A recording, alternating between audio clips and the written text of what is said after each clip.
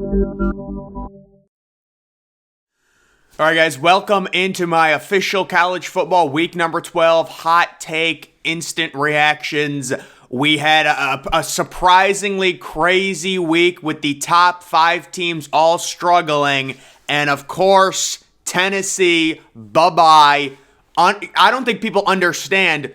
Tennessee enters the game on the road as a 22.5-point favorite and gets absolutely trounced. Spencer Rattler, what did he have, 5 or 6 touchdown passes? I lost track of it.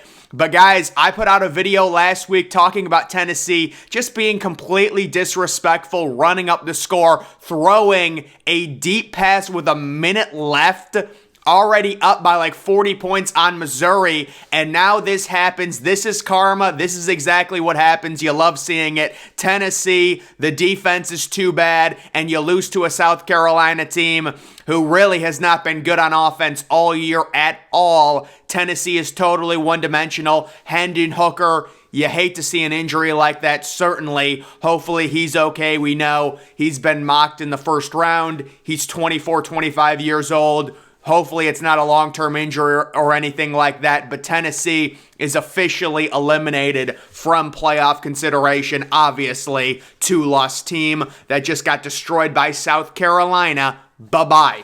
USC is in a win-and-in situation. So, guys, USC, we know their defense is not good. DTR, Chip Kelly, they completely destroyed USC's defense. But unfortunately for UCLA, they couldn't stop Caleb Williams. USC, with their resume right now and their potential wins against Notre Dame and possibly getting a Pac-12 championship, as long as they win, they can win these games by 1 point, by 10 points. The style points don't matter. Based on Tennessee losing, USC is in a situation where they win it, they win out, and they're in. And you're possibly looking at a situation where Georgia is number 1, Ohio State is 2, TCU is number 3 if they went out, and USC is number 4. So we've got a Georgia-USC matchup and an Ohio State-TCU matchup. Of course, it would be interesting with Ohio State and TCU playing after the whole thing with 2014 where Ohio State jumps TCU. But right now, USC, all they have to do is win. If they win out, they're in. If they lose any game, they're out. It is that simple. They've got Notre Dame at home. They're going to be favorites in this game, not big favorites because Notre Dame is playing really well, but they are in a win-out and in situation. The Pac-12 championship game, that's going to be very tough for them as well. We will see, but that's a huge win against UCLA. And Caleb Williams, the 500 yards of total offense. People are talking about him for a Heisman. I will come back to that later. Number 3, Ohio State secondary sucks. So yeah, it's so disappointing with Ohio State. There's just no improvement in the secondary. Tua's brother, his younger brother from Maryland, so easy, just picking apart the Buckeye secondary all afternoon. Really, whenever Ohio State faces an opposing quarterback with a pulse, they get shredded. The same exact thing happened against Sean Clifford, where he threw for over 350 yards. So Ohio State's defense and really, the cornerbacks, just so bad. The good news for Ohio State, Michigan cannot throw. So it's Ohio State versus Michigan. We're all previewing this matchup. Ohio State gets very lucky because J.J. McCarthy, there's no improvement. Like, he still cannot throw the ball. Michigan is still really one-dimensional. Blake Corum possibly banged up. I think Blake Corum will play against Ohio State for sure because he did come back after his injury against Illinois.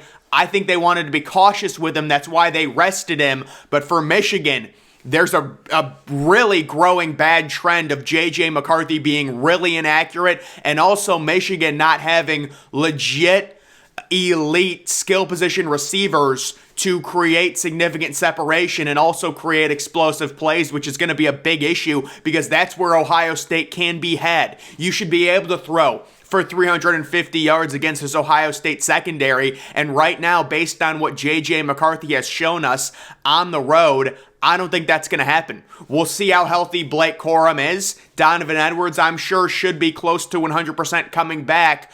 But for Michigan, it does have to be frustrating to possibly not be able to take advantage of this weak Ohio State secondary. The Heisman is Corum versus C.J. Stroud.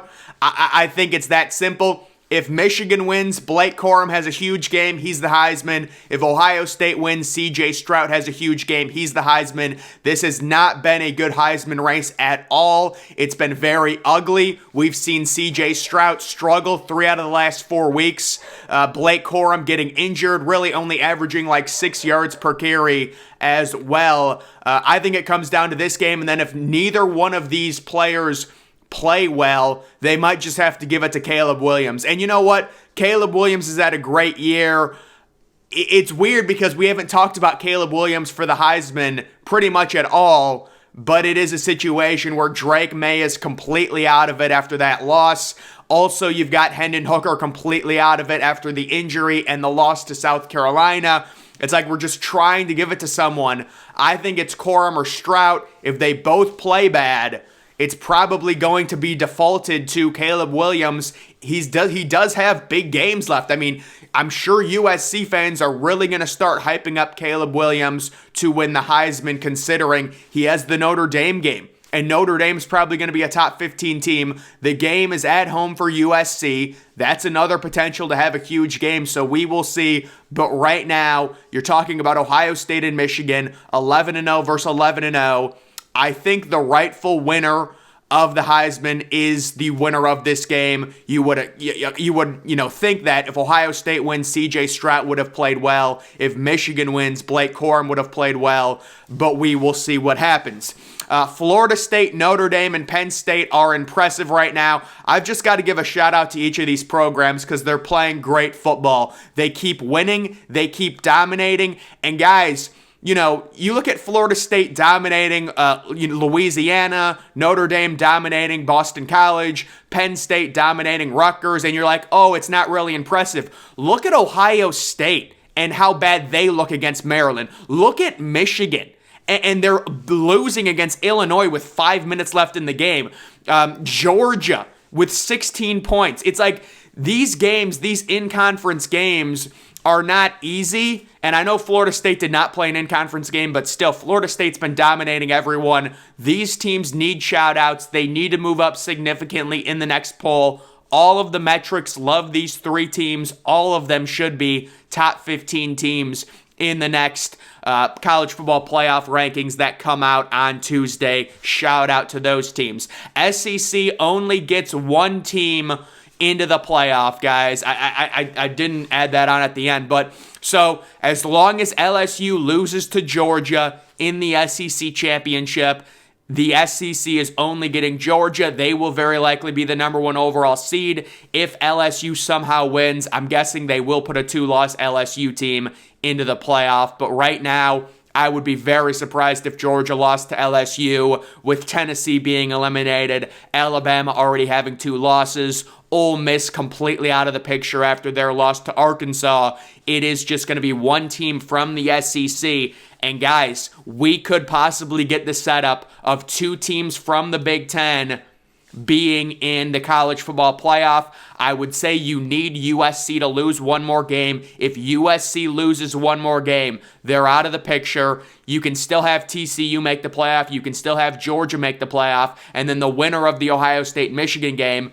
slots in as the number 2 overall seed, and the loser potentially slots in as the number 4 overall seed. I think it's easier for Ohio State to make the playoff if they lose to Michigan than it is for Michigan if they lose to Ohio State, because Ohio State has a win against Notre Dame. Michigan has a horrible non-conference. We will see what happens. The game should be, relatively close, we're thinking, between Ohio State and Michigan, but it would just be so big for the Big Ten to get possibly 2 teams into the playoff, especially in a year where the SEC only gets 1 team. Dabo Swinney, congratulations, you've won a free ticket to the Peach Bowl. Guys, I really should check this, but is the Peach Bowl part of the 2 playoff games? I hope it's not. But this is just me saying for Clemson, congratulations, you have one loss. You might beat North Carolina. Please, you're not making the playoff. We've seen Clemson enough. They have no quarterback. They're going to end up facing Georgia in a 1v4 matchup, and in the middle of the third quarter, when they're down 24-6, they're going to bench DJ Uiagalelei. We know the script, guys. Let's not do this. If we want a one-loss conference champion, it needs to be USC. This is my opinion, guys. Right now, USC wins out, TCU wins out, everything is solved because the winner of Ohio State is in.